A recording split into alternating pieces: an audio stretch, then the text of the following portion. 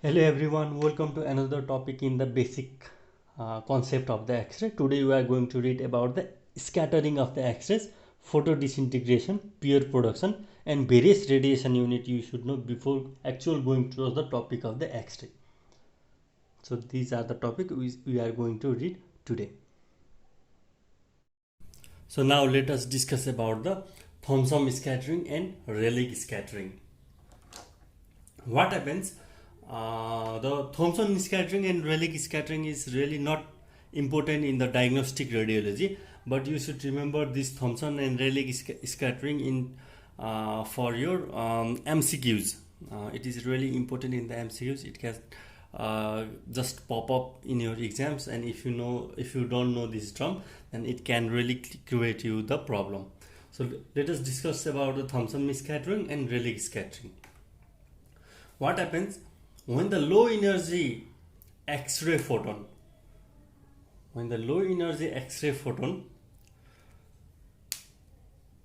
transfers in energy to an electron in the atom, transfers its energy to the electron of an atom, the electron gets excited and it's vibrate. So it releases the excess energy as the scatter X-ray beam. There is no any ionization, but the direction of the X-ray is changed. So low energy X-ray photon transfers its energy to an electron in an atom, and the electron gets excited and the electron vibrates, releasing the excess energy as a scatter X-ray beam. So what is Thomson scattering then? If only single electron, if the phenomena occurs only in the single electron, then it is known as the Thomson scattering. And when the phenomena occurs in all the electron together, then it is known as the Rayleigh scattering. So you should really remember this Thomson and Rayleigh scattering. Now let us go to the photo disintegration.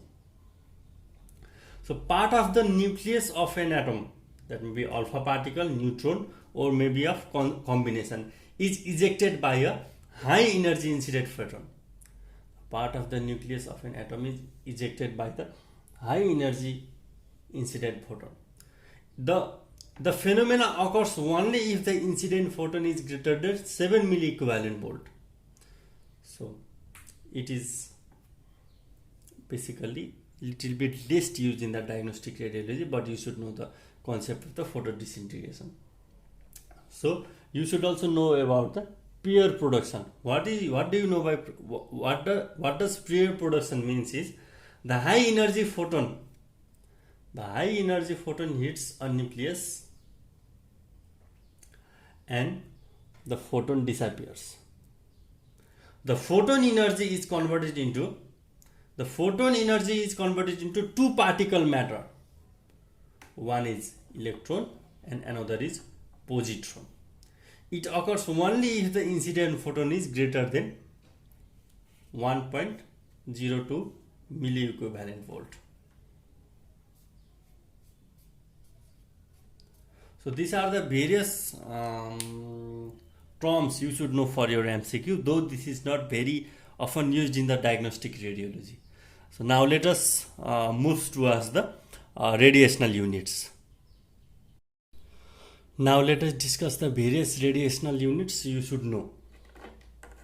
So the units of the various terms like radiation exposure, absorbed dose, equivalent dose, and the radioactivity have their respective conventional and SI units.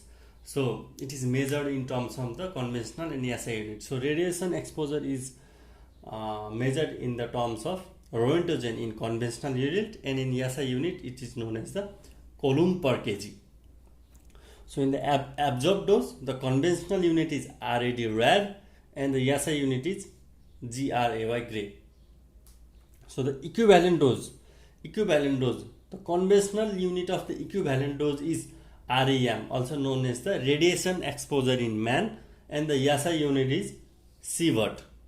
And Going towards the radioactivity, the conventional unit of the radioactivity is Curie, and the SI unit of radioactivity is Becquerel.